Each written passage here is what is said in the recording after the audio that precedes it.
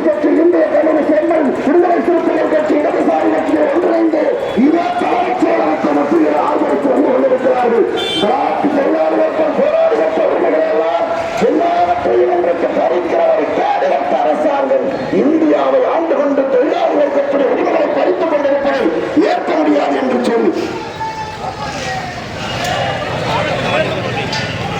யார் வர கோஷம் போட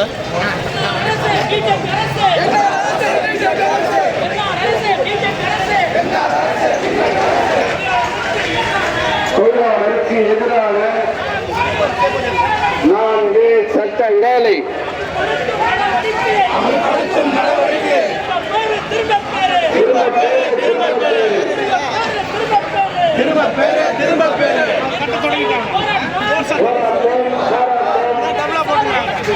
இடதுசாரி கட்சிகள்